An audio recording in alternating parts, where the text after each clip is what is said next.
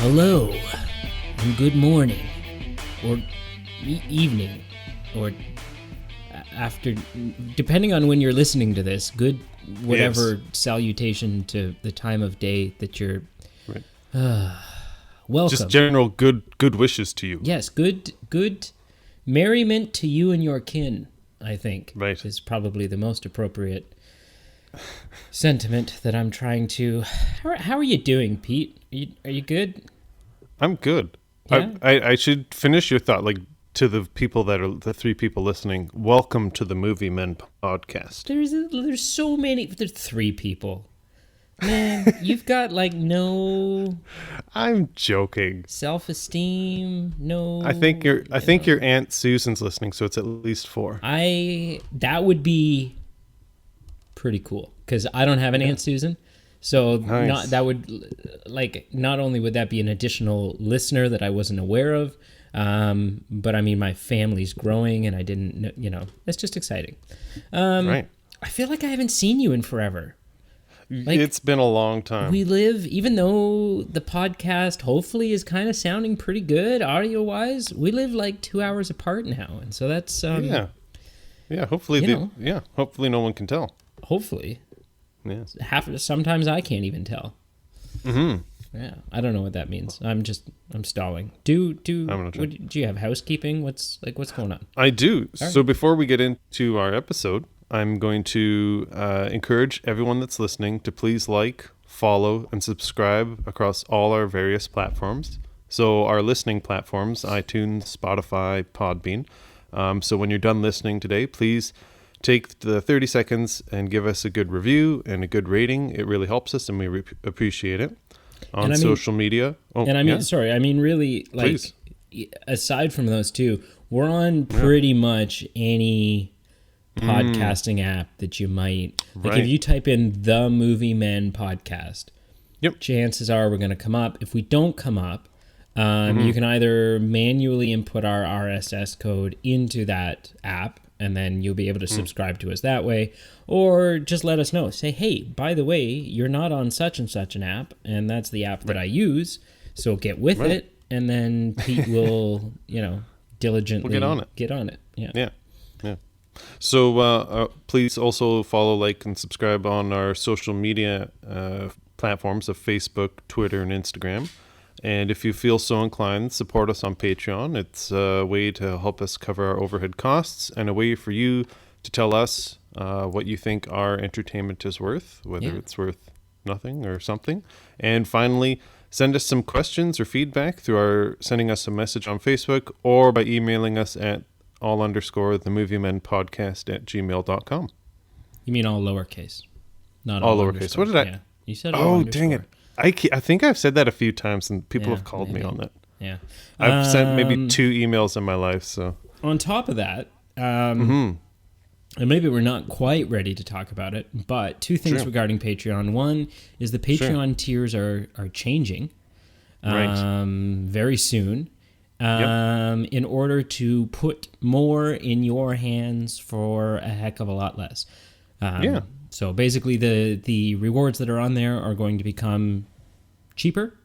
Yep. And the higher priced tiers are going to have goodies beyond what anyone could ever imagine we would ever be able to pull out of our We're hats. just still working out the details of what we can legally offer or not, so we won't What? we won't no, we can't tell them what we're going to offer yet just because we don't want to offer what's not legally.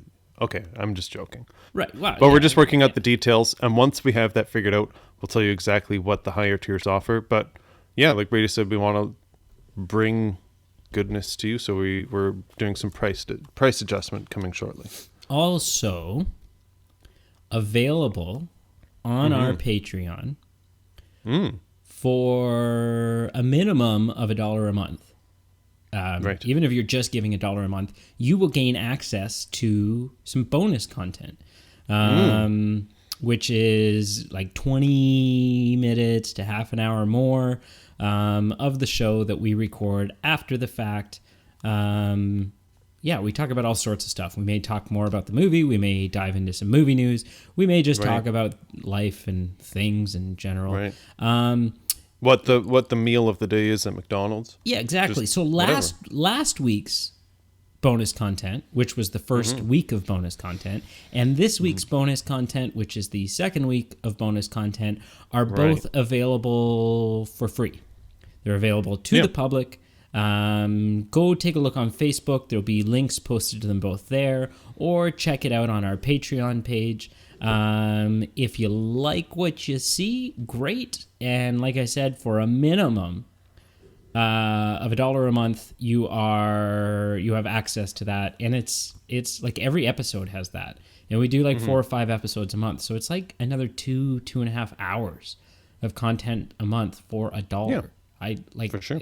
That's brilliant. Anyways, one more bit of news before we jump right into it. I'm sorry, this is groundbreaking. It's got nothing to do with Crazy Stupid Love. I just feel like we can't call ourselves the movie men or the movie anything if this happens and we don't at least tip our hats to it.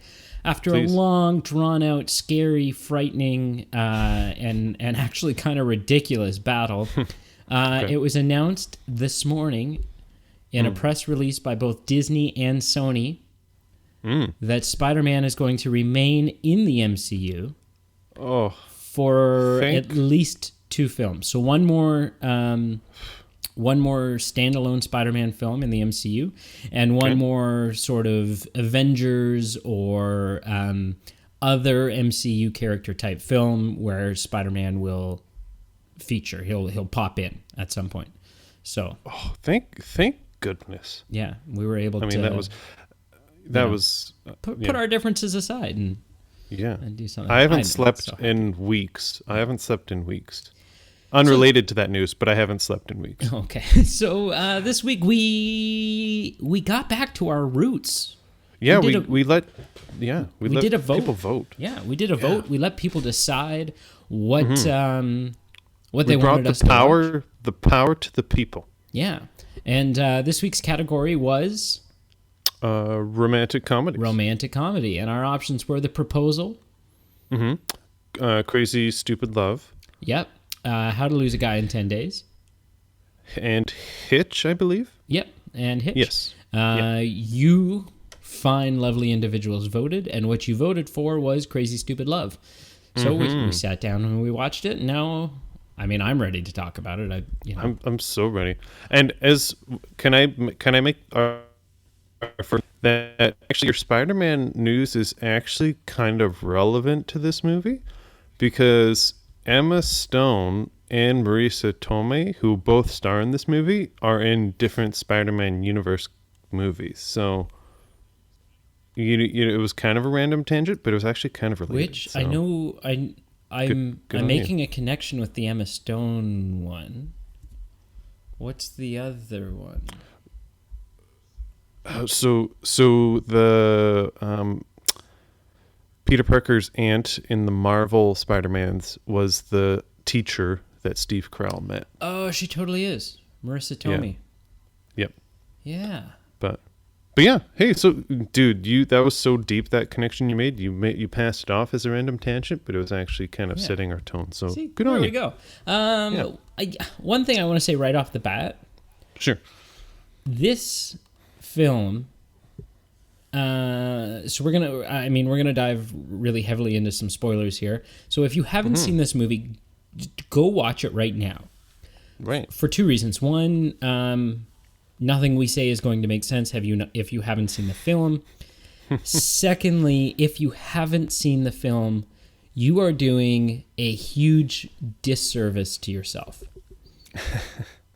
This film is so good. Like, I had this isn't the first time I saw it. Right. I think maybe I saw it in the theater. Oh, wow. But that's like 8 years ago now. So I'm not 100% sure. But fair. It's just so good. That's subjective. You may hate this film. And of that's course. fine. But yeah. I love this movie so much. So I guess that skips the first question of Brady. What are your initial thoughts? Oh, it's so good, man. It's so So- good. And it's so grounded in, like, as ridiculous and over the top as this movie is, it's so real. Like, it's so grounded in possibility. Like, I don't know. It's so down to earth. And it hits. Sorry, go ahead. I want you to continue your thoughts as you say this, but I actually have a question that's relevant to this. So I would classify this movie as like a multifaceted movie with multifaceted stories. So there's all these different storylines. Would you agree? Absolutely. And it's a star-studded movie. So to me, I would say three storylines. I would say three main storylines. Yeah. True. Yeah, not a limitless, but still more than one. And to me, I want you to answer to me, why is this movie different than, say, Valentine's Day, or He's Just Not That Into You? Like, is this not just a generic movie that just you have all these different faceted stories and you just hire a lot of big gun actors, throw them in a stew, mix it up, and edit it, and it's in theaters? Like, why? How is it different than any of those? Because I'd classify those run-of-the-mill movies as being very definition-wise the same as this. So how is it different? Well, I mean, absolutely. So I also adore Valentine's Day. Sure. And what was the other one you said? I just used a couple, but there's a whole lot. So, like, He's Just Not That Into You, New Year's Eve. Wow. So yeah. So New Year's Eve. I mean, New Year's Eve is sort of a quasi sequel to Valentine's Day. Like, it's the same director, same concept, just different actors. In fact, I think it's got one or two of the same actors playing different. I don't know. Anyways, He's Just Not That Into You, I haven't seen, but I would say that Valentine's Day and New Year's Eve, they do, especially New Year's Eve, really has the same charm that this movie has. Because what's so great about this movie is there's so many, this movie is all about different storylines. And they're all romantic storylines. So they're all people who, and there's some love triangles in this, right? Where this guy likes him, but she likes that guy, and like all this, sticky web of love. And you, much like New Year's Eve or Valentine's Day, you kind of go most of the movie thinking to yourself, what has any of this got to do with each other? Right. Like, where's the intersection? Yeah, these are all just kind of separate stories, and they're all interesting stories. So it's never this jarring kind of, oh God, now we're dealing with this. But, there's so many different stories happening. And then there's a moment at the end of this movie, which is a little bit different than Valentine's Day. At the end of Valentine's Day, you kind of go, oh, wow, like, that's crazy. I never made that connection. That's wonderful. Oh, like, that's really, what a fun twist. But at the end of Crazy Stupid Love, it's got a similar effect, but the context is more, wait, what? Wait, what? Seriously? Yeah, and so it's got the same effect where it's all these separate storylines and they all come together. But Crazy Stupid Love does such a good job of doing it in such a crazy way, a way that's got some funny consequences to it, right? Like the fact that that Cal is Hannah's dad, and Hannah's also dating Jacob, and Jacob is the guy that Cal is being mentored by, Right. But Cal's kind of a sleazy ladies' man, and so Jacob, or not Cal, Jacob is a sleazy ladies' man. So Jacob is the last guy that Cal, Steve Carell's character, would ever want with Oh, for sure. his daughter, right? And so Heck it's like, yeah, it's just got a fun dynamic to it. So I'm totally in agreement with everything you've said, because I do feel like there's a distinction or a difference between, like, I will watch Valentine's Day or New Year's Eve and like it's a fun movie, but to me this movie's next level. Would you? And I'm assuming you'd kind of agree because you really like this movie. And, Yeah, I think so. and- Yeah.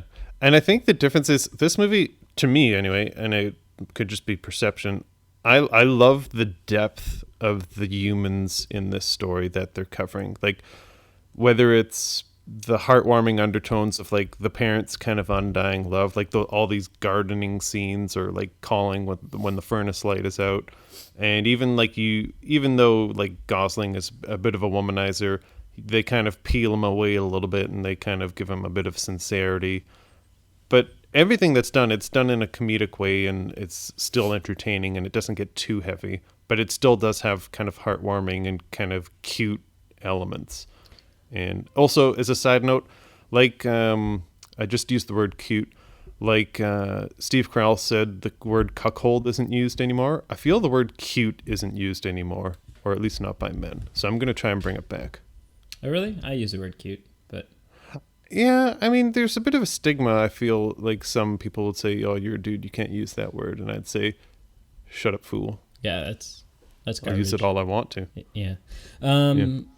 I would say, like, kind of building off what you said, there are, if you take a look at all the characters that you would consider main characters, right? Mm-hmm. So that being Cal, Steve Carell's character, Jacob, who is Ryan Hannah. Gosling's character, Emily, who's Hannah. Julianne Moore's character, Hannah, who's Emma Stone's character, Jessica, who is Annalia Tipton's character, Robbie, who is Jonah Bobo's character, Yeah. and that's kind of the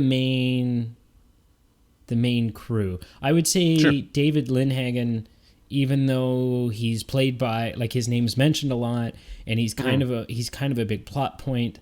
He's not really in enough of the movie. I feel like No. he's kind of a supporting character. He's more of a he's Plot piece. more of a plot piece. Yeah, for Yeah. sure. But anyways, agree. if you take a look at all of those main characters, not a single one of those characters are two-dimensional. Everyone has got this different motivation, different thing that they're going through. Sure. You know, and Yeah, it's that's just true, so actually. it's so intertwined. Like, the script is so genius. Like, let's break down. I want to break down the different romances that are happening here. Sure. Okay, so, or the different relationships. Yeah. Okay, so you have Both romantic and non-romantic. so you've got Steve Carell and Julianne Moore. Hal and Emily, Of course. or Cal Sure. and Emily, have been married for 25 years. Yep. It's become really stagnant. They're kind of not all that into it anymore. Well, she's not all that into it. I don't think he's really having the time of his life either, but he's Right. comfortable. He's maybe more content than she is. And she drops at dinner this kind of bombshell saying, "Hey, I want to get divorced." And they've already set it up right away, like in the theater, or in the restaurant that they're sitting in on. It's like their date night. Right. They start by showing the first shots of the film are the feet of different couples having dinner. Right. And it's like dress shoes and pumps and high heels and loafers, and like all these nice people have gotten dressed up. People are making an effort for the person they're with while they're out on dinner. For a night out. A night out. And then it cuts to Cal and Emily, and he's in like New Balance sneakers. Oh, the New Balance, And I'm not sure what she's wearing, but I think they're like maybe just flats or something. Like, she's not. Yeah. I don't She remember. hasn't put an effort in. The New Balance just kind of grabs the scene there. Just absolutely. Your eyes are drawn to those. And so, but yeah, so there's that relationship.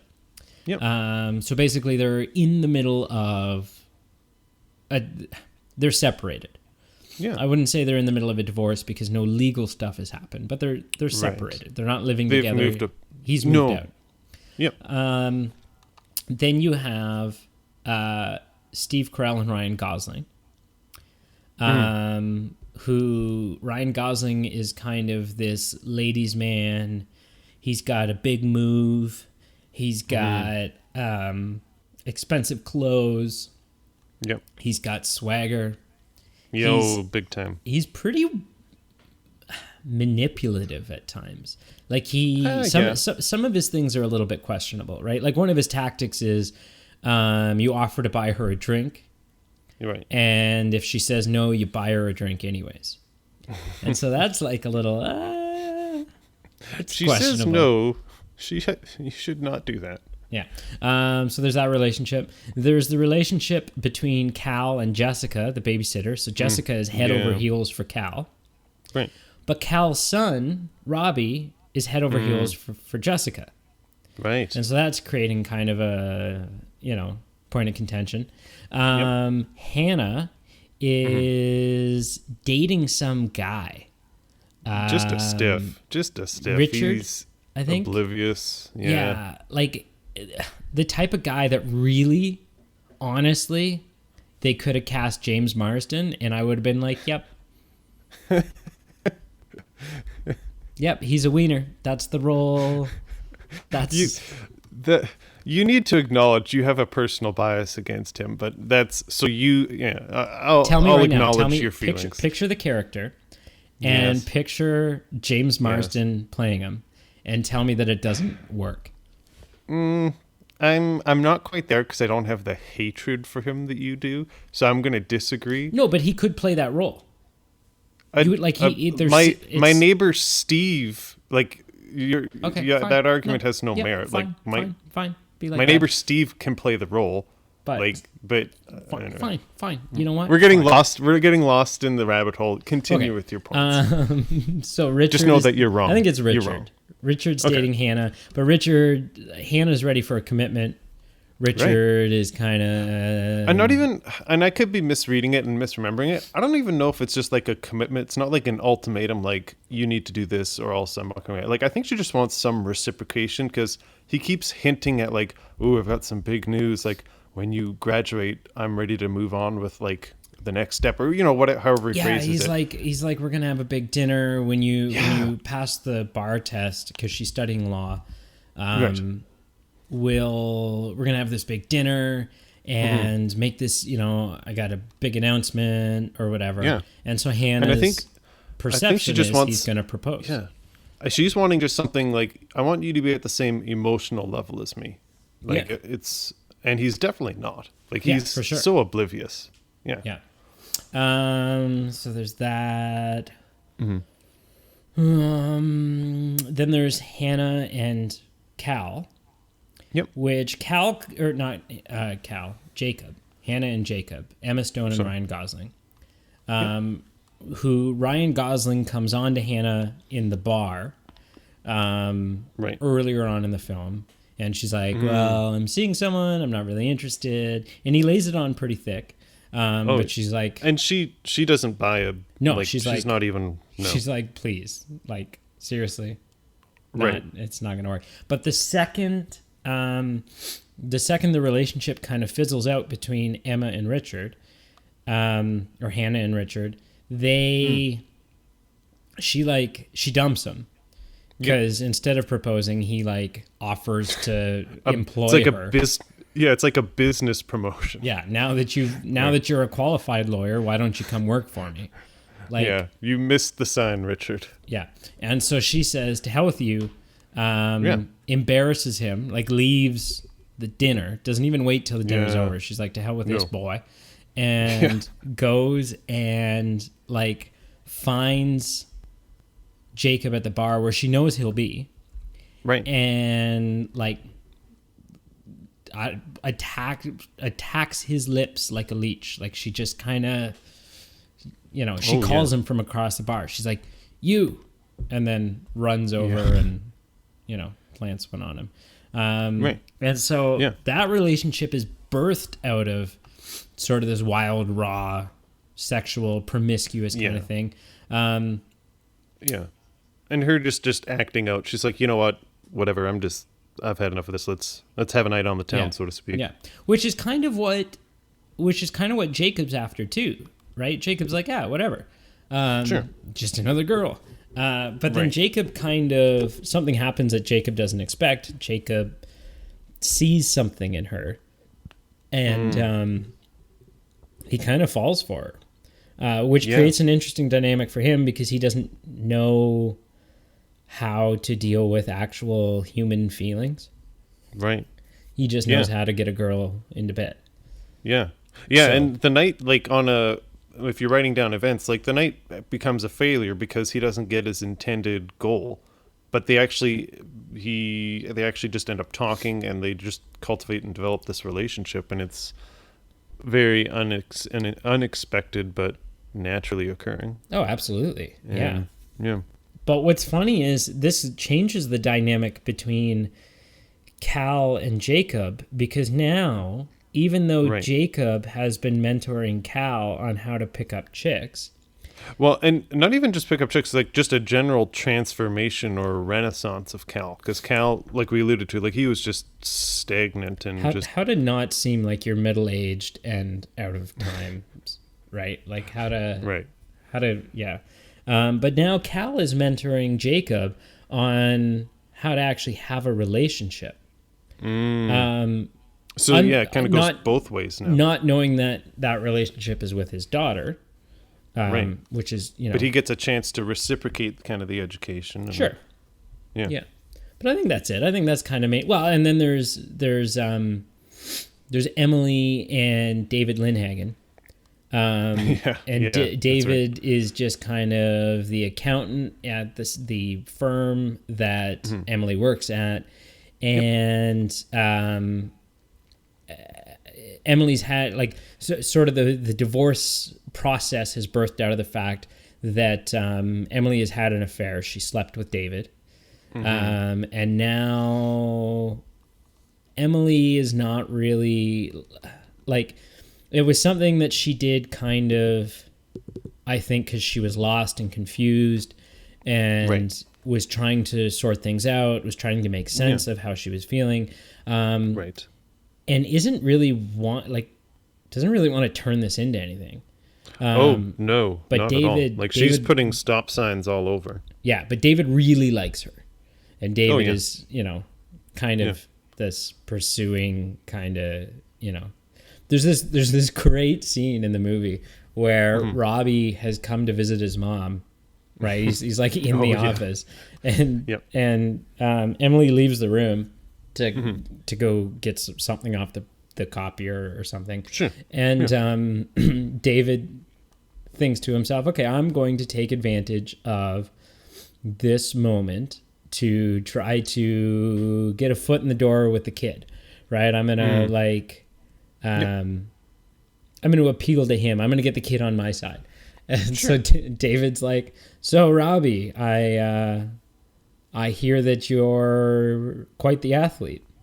And Robbie just looks back at him and is like, so David, I hear you broke up my mom and dad. I hear you broke up my parents.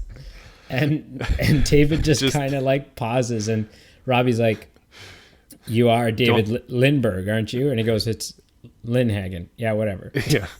Do you want some lotion for that burn, son? He just owns him. Yeah. No. Yeah. Can I say?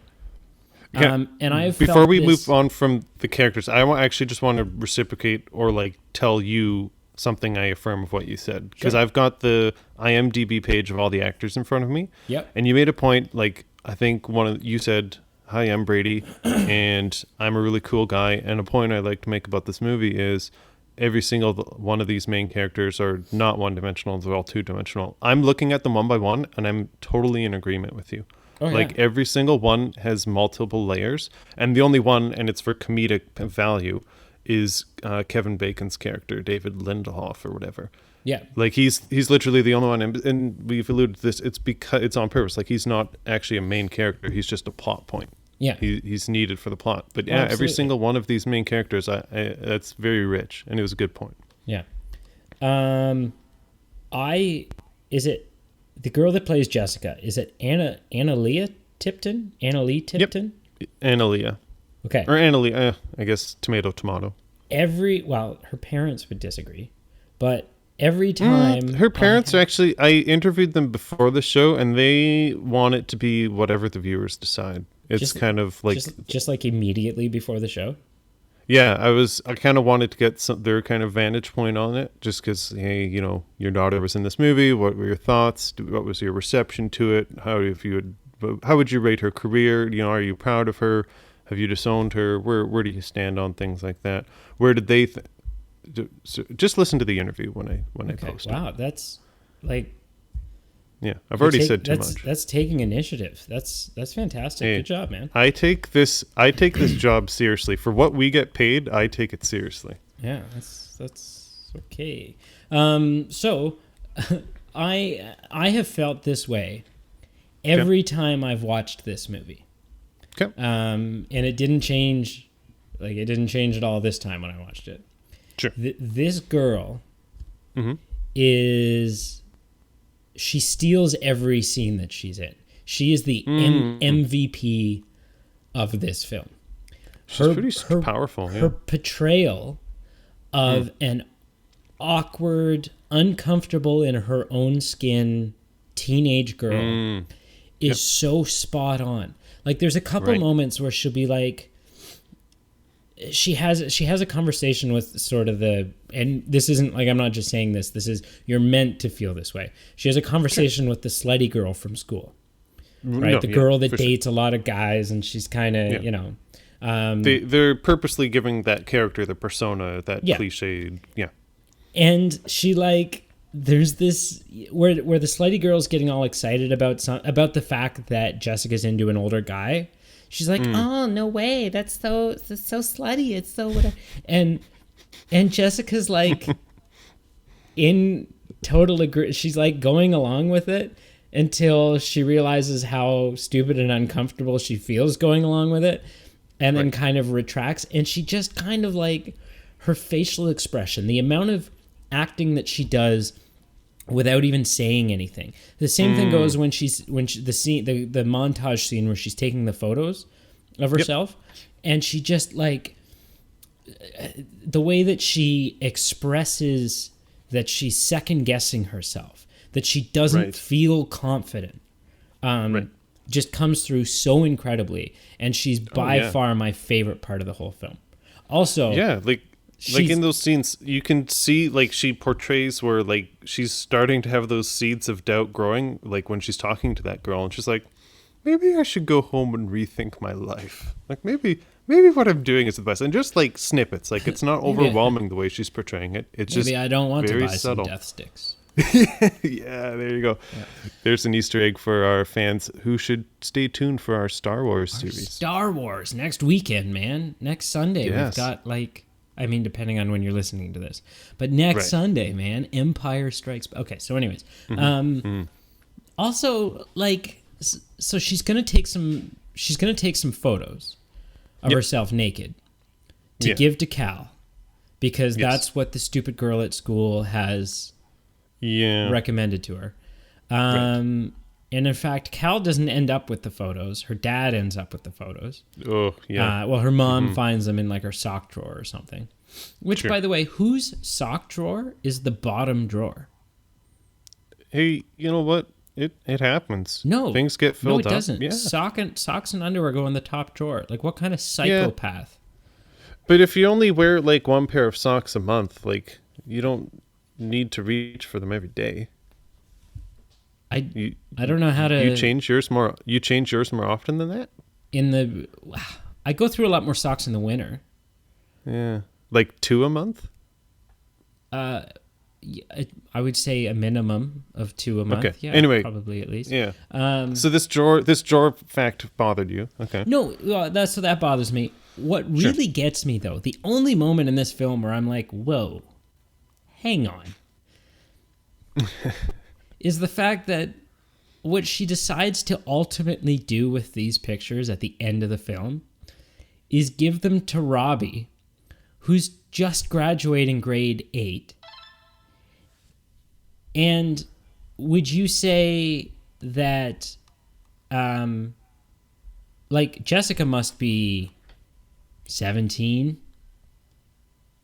Yeah.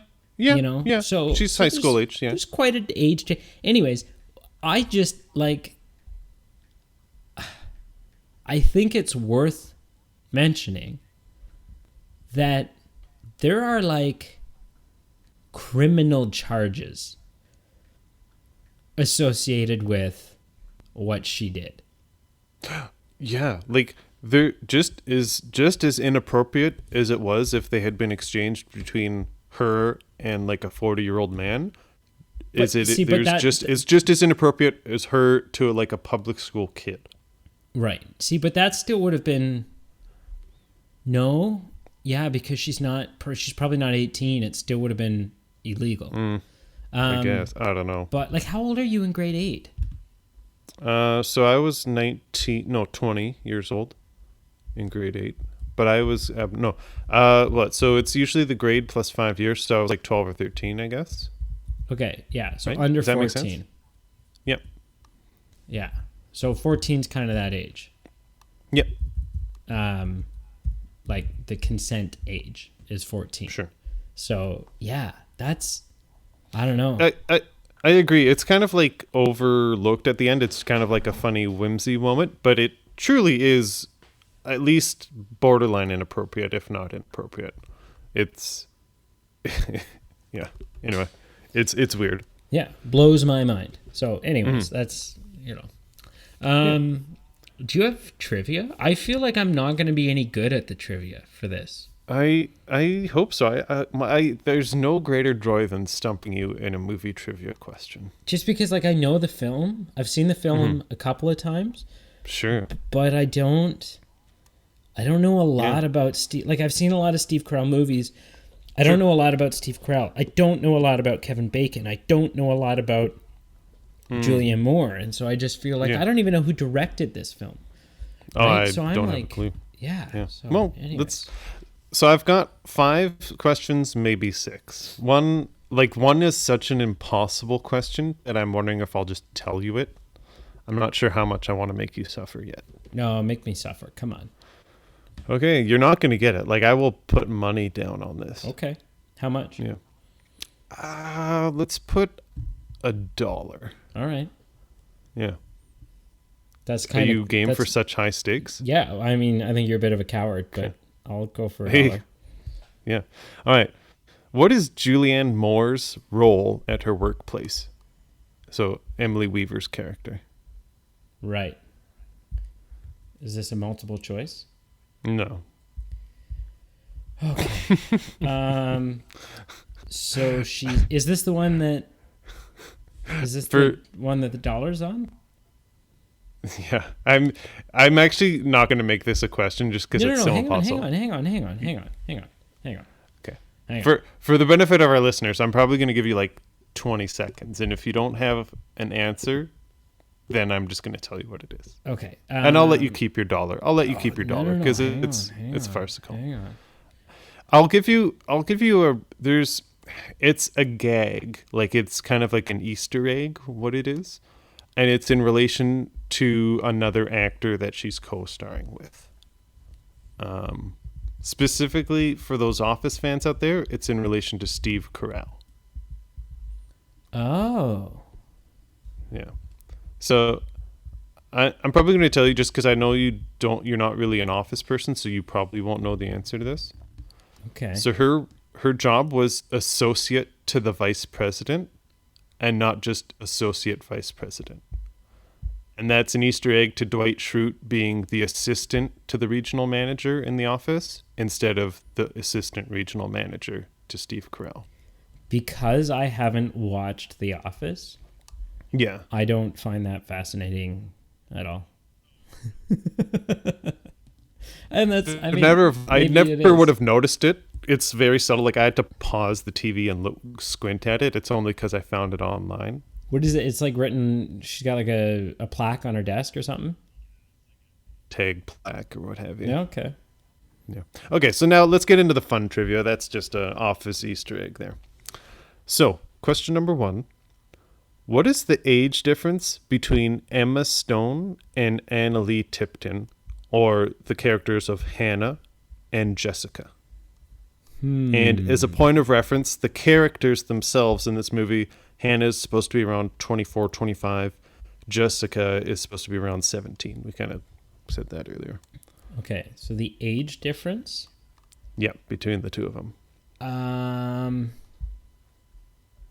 I'm going to guess Mhm. they're supposed to be how far apart in the movie? They're supposed to be like 8 years difference? Yeah, something. Yeah, somewhere around there. I'm gonna say. Oh, see, I don't know. I don't know Tipton from anything else. I don't know anything else that she's been in. I don't even know how old Emma Stone is now. I'm gonna say that they are. I'm gonna say they're the same age. I'm gonna say that this was one of those. It's like Grease, where the age of the actress doesn't matter, and we're going to, We're going to play with your minds. yeah, maybe So, Tipton's just one of those deceivingly young-looking people. I don't know. they were both born in 1988, and they're 3 days older than Emma Stone is 3 days older than Annalie 3 Tipton. days. Yep. Wow. Okay. That's Yep. that's closer. My guess was that it was close. My guess isn't that it was that close. Right. Okay, second question. What was one of the working titles for this film early on? A title which Steve Carell preferred to the eventual name of the movie. Oh. I'll give you three choices. I think I do know this one. Okay. Okay. The first is Love's Second Chance. The second is The Wingman. The third, Never Use a Straw.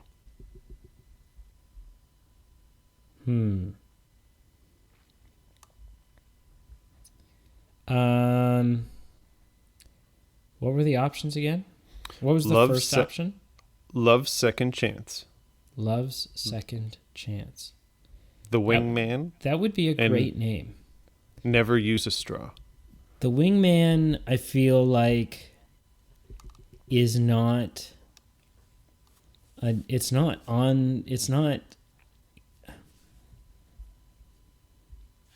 It doesn't really kind of encompass enough of the. Well, it doesn't. It doesn't encompass enough of what the movie's actually about. Right. But it is a great title. Never Use a Straw, I feel like, is a really funny title, but I feel like that's not it. So it's between either The Wingman or Love's Second Chance. What? I'm gonna force you to say. What say you?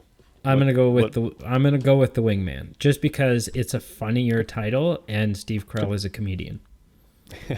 So that is correct. And I am 2 for 2. You're pretty good. Steve Carell said he preferred that, and he hated the title of the film because he couldn't imagine a group of college guys saying 5 tickets to Crazy Stupid Love, please.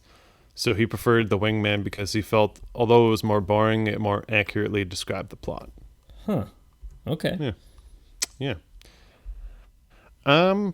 Little Emma Stone, Ryan Gosling question here.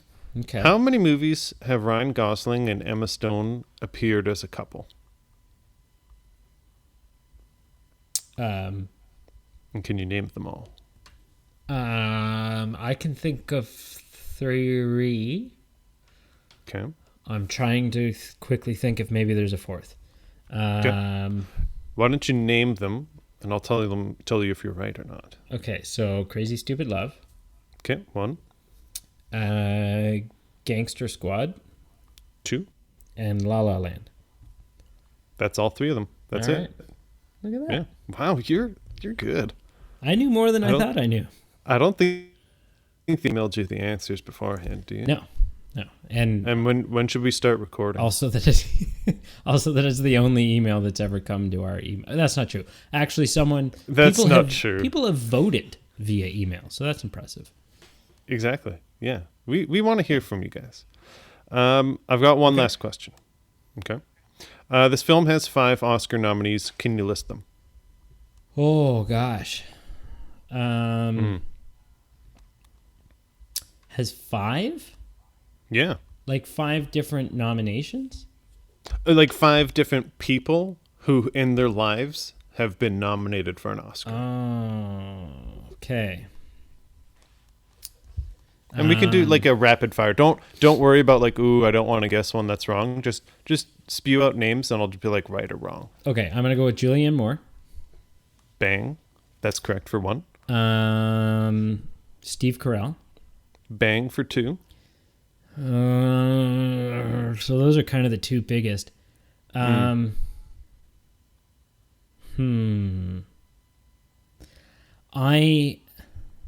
This isn't a guess. My intuition would say that Kevin Bacon should be on that list, but Okay. I also feel like maybe Kevin Bacon has been not snubbed, but like Kevin Bacon's He's been Leonardo DiCaprio. No, not even like Kevin Bacon is in a shit ton of stuff, but I like, but it's like Tremors and Right. R.I.P.D. and Ugh. so I'm just like, is he Oscar worthy? So I'm gonna skip over him for now. I'm gonna say Sure. Emma Stone. Bang for 3. I'm gonna say Ryan Gosling. Bang for 4. So close. Hang One on, more. I gotta look at the list of actors. Do you like bacon? Are you going to go with bacon? No, I don't. No, I'll let you look at a list. I mean, I can even recite some. I'm gonna go, no. I'm gonna take an oddball choice, and I'm gonna go with Marissa Tomei. Please. And Cool. I'm going to say, because the only reason I'm going to say that is because she was in a movie called My Cousin Vinny.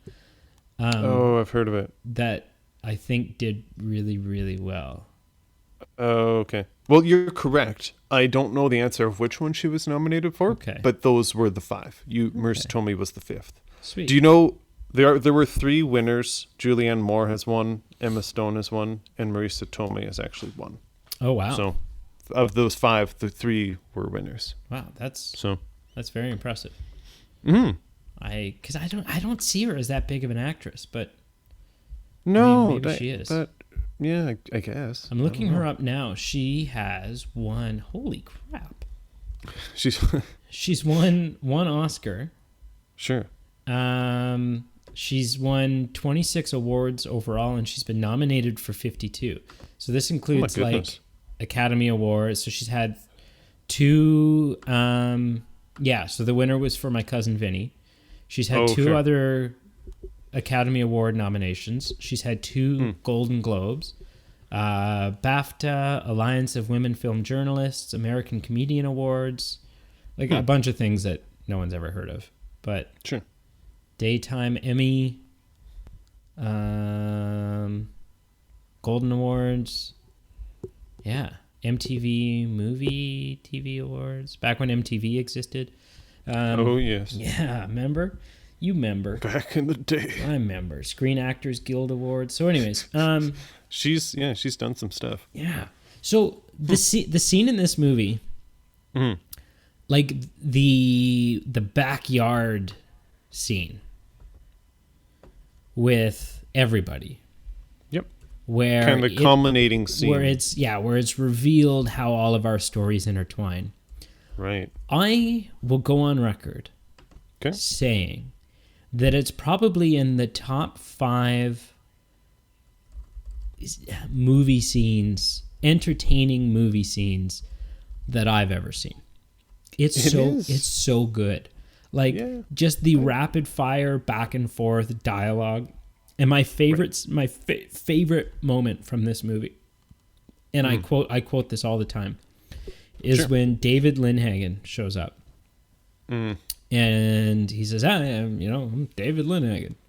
And Bernie, who's like the balding, Jessica's dad. Right. Is like, with the flames coming from his like ears. Yeah. He's like David Lindhagen. And Steve Carell's like, David Lindhagen. And and Ryan Gosling is like, David Lindhagen. Yeah. Okay. And he takes his ring off. and walks out of frame, and then like the next a true wingman. and then the next shot is just Kevin Bacon saying, "Have I come at a bad time?" Boom, and he just gets punched in the face. It's so good because it's like Ryan Gosling. Jacob has never met David Lindhagen. David Lindhagen has never done anything to Jacob. No, but Jacob, even though he's such a scummy guy when it comes to women, or has been historically up until this point, he sticks up for his friends. He considers Cal a friend at this point. for sure. And there's so many layers here, because now not only is this the guy that split up his friend from his wife. Yep. This is the guy that split up his girlfriend's parents. Right. Yeah. So there's so like he just fundamentally sees this guy as a no do-gooder. Right. You are the epitome of evil. Yeah. Yeah. Wait, was that directed personally to me, or is that? Well, you and David, but more so David in this. I am okay being in the same category as Kevin Bacon. That's man. That's living the dream right there. Yeah. Do you have anything else? 2 quick things that I want. Actually, 3. One, I loved those slow motion musical shots with Ryan Gosling, just with like his just the wind blowing and just like the way they were portraying him. I just thought it was hilarious. But I want to have moments of silence for 2 things in particular. One, a moment of silence for any of our listeners who have Velcro wallets. And 2, obviously the focal point of the parent-child relationship was with Steve Carell and his son. And I want to have a moment of silence for the poor like young daughter who was literally there just for a plot point and like had zero human emotional connection with Steve Carell in this movie. I think she was just there. She's maybe got 2 lines overall. Yeah, like she's there just so that there can be a babysitter. That's it. Yeah, because otherwise he's probably old enough to. Oh yeah, just hang out on his own. Yeah. Cool. Yeah, that's it. That was 2 things. I thought you had 3. Oh, the wallet and the the wallet, the girl, and Ryan Gosling's shots. Yeah. So, Brady, what did you perceive with your eyes on a television screen this week? Wait, what are you asking me, Pete? Are you what? You've never asked me that before. Yes. I feel like I do all the. I always ask you. Nobody's ever cared. How does it feel when the tables are turned? Wow, I don't really like it. I'm sorry. This week I watched Aquaman. Oh, cool. Actually, I guess I should start with I watched The Kindergarten Teacher. Oh yeah. Yeah, Kindergarten Teacher. What did you think? It was good. It was good. I don't like Maggie Gyllenhaal as an actress. I don't. Like I've really only ever seen her in The Dark Knight, and I didn't like her in Dark Knight. I'd say the same for me. Yeah. And I thought maybe it was just the Dark Knight performance that I didn't like. It turns out I don't like Maggie Gyllenhaal as an actress. Right. And it was unfair to her because like it went from who's that chick that married Tom Cruise? Katie Holmes. Yeah, so it went from like Katie Holmes to someone else. So I was like, maybe it's just because it's like the non-continuity thing. But obviously maybe it's a bit of the Jill, like her specifically, that Yeah, isn't the best. I think that's it. I mean, I like the rest of the film. I like the plot. I liked it's not it's more of an indie movie. It felt like Yes. to me. Yeah. But it was good. I enjoyed it. It's a story. It is it's not an action movie. It's not really a comedy. There's a couple funny moments, but it's not really a comedy. No. I think there's funny moments just because that's real life. Like life is sometimes there's humor in life. But it wasn't the point of the film wasn't to make you laugh. I liked it. Yeah. When I recommended, or when I saw the trailer and then eventually recommended it to you, believe it or not, I didn't like it because I thought it was, the way the trailer made it look, I thought it was going to be actually more risque and more adventurous than it was. But I just thought it was interesting. Like, this woman just has so much passion for like protecting this creative mind and molding it and protecting this mind from like the uncreative world that she's haunted by. It's a pretty subdued movie. Yeah, and just that ending scene where the boy then is just alone and there will be no one to support him and nurture him and help him develop his talents. Like, he's in the car and he's like, I have a poem, and no one is listening to him. Yeah. And at that point I'm like, oh dear. That part really obviously what hit home and took me back. Yeah, like obviously what she did was not the right thing, but her intentions were right. Yeah. So I also watched Aquaman. Yeah, how was that? I liked it. It was good.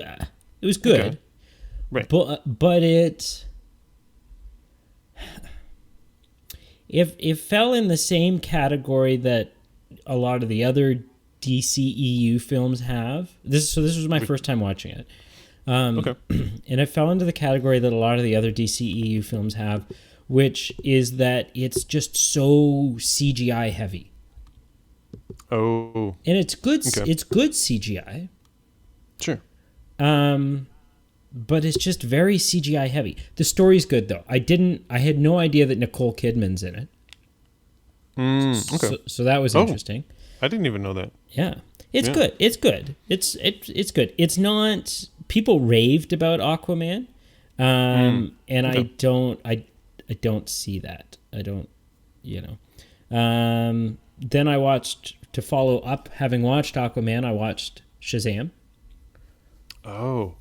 And? Same thing. It was funny. Yeah. Because of the actor that plays Shazam, that is Zachary Levi, I think. Yep. He's inherently a comedic actor. It also has Jack Dylan Grazer in it, who plays Eddie in the new It films. And I really, really like him as an actor. And so that I think he's got quite a career ahead of him. And so that brought the film up a couple notches for me. But again, I take it or leave it. It was good, but it wasn't. Yeah. It wasn't amazing. And then I finished off my week by watching Spider-Man: Far From Home. Oh, right on. Yeah. I love that movie. It's so good. It's so good. It's so good. And I have to tell you, it was, when I watched it, I enjoyed it, but it was bittersweet. Because I watched it and I'm like, wow, but that's like, it's done now though. Oh, right? Because you watched it before the news. Yeah. Oh yeah. So I watched it and I was like, okay, well, the problem here inherently is that, John, Sony was still going to be allowed to use Tom Holland. It wasn't like they were going to have to reboot it, right? Okay, because it still belongs. It's Sony's thing. But the problem is Marvel. They would never be able to mention Spider-Man or any of the events involving Spider-Man in the MCU moving forward. Sure. Yeah. Likewise, Spider-Man, in the Spider-Man universe, they could never mention Tony Stark or Happy Hogan, or which is so tough because Tony is such an integral part of who this Spider-Man Oh, very much. is. They've almost been attached at the hip as far as just Yeah, plot, I mean, and they still could have done it. They probably would have done a Spider-Man movie that was a crossover between that and Tom Hardy's Venom, and the Morbius film that they have coming out. And they still would have been able to, spoilers for Spider-Man Far From Home, they still would have been able to carry on the, oh shit, now everyone knows who Spider-Man is plot point. But it just wouldn't have been within the confines of the MCU, so, it just loses kind of that. What did you watch, Pete? Well, let's just thank our lucky stars. We don't have to worry about that anymore. Well, yeah. Not for another 2 years. So the next Spider-Man movie is coming out. Their release date that they've announced for it is July 2021. So soon. Yeah. Like less than 2 years. Yeah. But I'm guessing that the deal they came to was kind of under the condition that, okay, but then that's it. So I think in 2 years' time we'll still be dealing with all of this all over again. But so we'll have to wait and see. Punting it into the future, our problems. Yeah. But what did you watch? My cinematic camaraderie. Camaraderie is so that? Compadre. Compadre. Companion. Oh, I need to stop. I might be wrong. Drinking. Don't assume I'm always right. Okay, I don't. Or assume. I don't mind. No, I don't assume that. So I watched a movie you recommended, the 1992 Robin Williams Toys. Robin Williams, Joan Cusack. Yeah. Yeah. Have you? So did you grow up with this movie, or is this just something you stumbled upon? The first time I saw it was as a kid. Cool. But it wasn't like, and I think we owned it, but it certainly wasn't a go-to. Like it wasn't something I watched often. Right. But anytime I have watched it, it's been because I'm like, man, I haven't watched that in a long time. I should really watch that again. I should really give that. I'm like that way with Hook, right? Where I'm like, I love Hook, but it's not my go-to. But every 8 years or so, I go, man, I should watch Hook because I don't really remember everything about it. Right. But so I may have found a movie actually that was worse than The Jerk. Wow, you really didn't like it. It honestly it made abstract. me long. It made me long for the days of The Jerk. It's super abstract. I don't know if I'd say that. It was very slapstick. Yeah, I don't know. I guess it's very it's. Maybe I watched it too late in life. You really have to. You really have to assume sort of a different, it doesn't exist in our reality. Oh no, for sure. Right? And it's not just the realism that sunk it for me, but I'm sad to say there's a reason this movie got 30% on Rotten Tomatoes. I was just about to look it up. Yeah. I mean, during the opening credit scene, I was like, what the heck are you making me watch? Yeah. But I guess my only flaws with it are, so I would just classify this as a Robin Williams kind of children-aimed innocence kind of genre. And there are just so many more movies of his that I think are just so superior that Hook, for example, or Mrs. Doubtfire or Patch Adams or whatever. Oh, definitely. List the movie that I'm like, does this need to exist in our universe? And just for me personally, maybe not. For other people, that's their opinion. But I gave it a 3.3 out of 10. So it's in the, I guess if there's no Wi-Fi at the cottage category.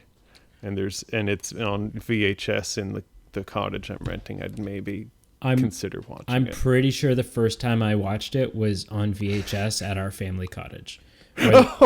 Where there was no internet, there was no cable, there was no whatever. So much irony. That's awesome. Yeah. That's so cool. To validate your opinion, The movie had a budget of 50 million. Yep. And the box office was 22.3 million. So it lost I saw that. Good chunk of change. Right. And I mean, I guess it's one redeeming, like the silver lining is there. Like I can't think of a time where I watch Robin Williams himself and be like, I'm annoyed with watching him. Like he is so exuberant. Like his joy just leaks out of him, and he was such an amazing entertainer and very talented. And for that alone, it was fun to watch him just perform another role.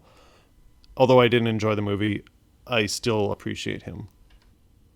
That's fair. Yeah. So what am I watching this week? And I'm trying to decide what to tell you to watch. Well, I'm going to get you to watch Aquaman. Cool. That's on my to-do list. Because so I will because totally watch I know it. you've already seen Far From Home because we reviewed it on the channel. Yep. Yep. And if you haven't seen, I mean, you really don't need to see Aquaman before seeing Shazam, but okay. I don't know, my OCD or something. I'm a completist where I'm like, it's still in the same universe and this came before that, so watch it in timeline order. Yep. My recommendation to you, it's a bit of a bottom of the barrel scraper, so I apologize. Just because the one movie that I enjoyed, I seriously don't think you want to watch. It's like a 2.5 hour movie in Italian with subtitles. Okay. So I'm not sure if it's a movie you'd be feeling. Probably not, but yeah. So I'm gonna go with a couple of options that I watched this week, and I'm gonna start with one, and then if you haven't seen it, I'll move on. Have you seen Independence Day? yes, long time ago, long time ago. I don't really remember it. So would you feel comfortable if that was my recommendation to you, or should I pick something else? I would feel comfortable. The extent of what I know about Independence Day is Will Smith, Jeff Goldblum. Yep. Aliens are coming, and we have to do something to stop it, or aliens are here, right.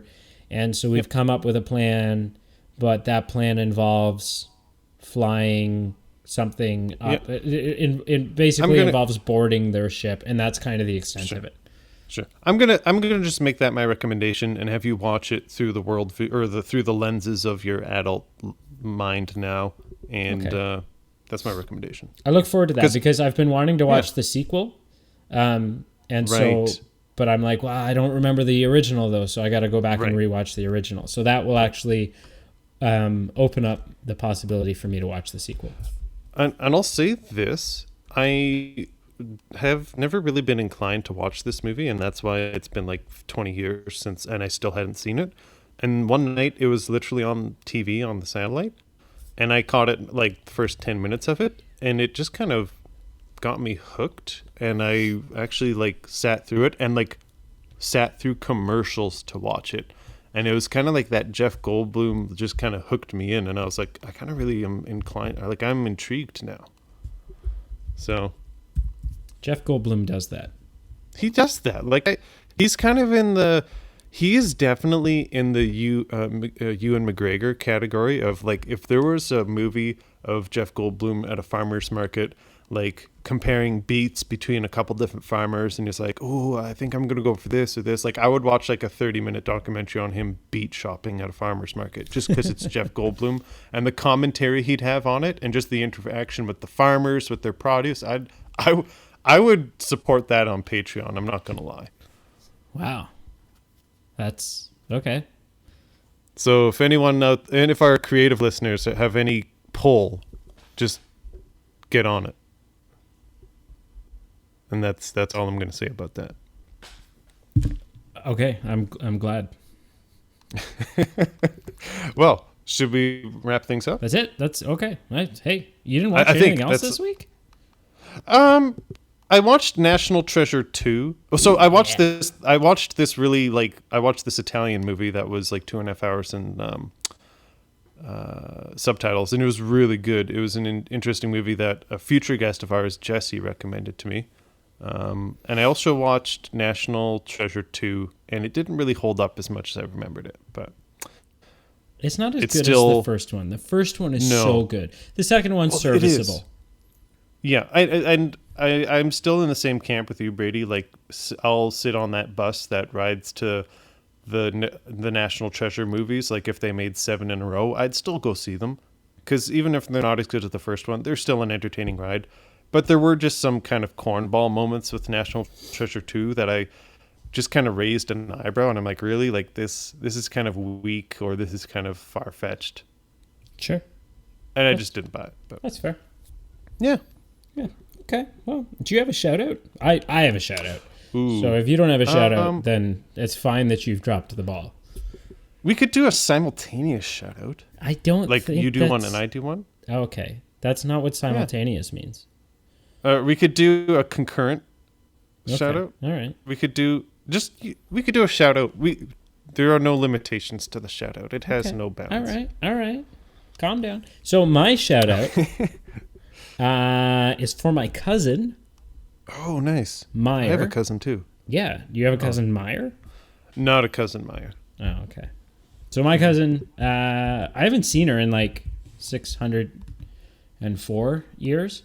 But we were chatting the other day, and she's like, "Oh, I should check out your show." And I sent her the link. He or she should. She. She, yeah. And I don't know if she did check it out or not, but you know, if she didn't, then she's dead to me. And if she did, then that's amazing. And you know, I'm very, very grateful. Hop on this bus, Meyer. Join the ride. We want you to come along with us. Yeah, it's a dangerous ride. We don't have brakes or insurance, but that's It's overrated. really besides the point. Yep. Yeah. Mm-hmm. And my shout out is to Matthew McLennan, because he planted that seed in me to bring back the word cute, and specifically because it can be used as an insult or a compliment. So if someone says something that irks you, like they're kind of bragging or showboating in front of you, you can be like, "That's cute," and it's kind of like demeaning, and it's like, "Oh, back off." Or it can be like a sincere gesture of like, "Hey, that shirt's really cute. I like the message that's on it. Way to go." Thanks, Matthew. We think you're cute. Oh, way to go, Brady. Way to use that word. I'm so happy right now. That's so great. Yeah. Well, I'm gonna end this with my my favorite quote from Crazy Stupid Love. I'm intrigued. And so until next time, I wouldn't touch you if my life depended on it. Okay. I'm sorry. Did I hurt your feelings? A little bit. Okay. Well, that's cute.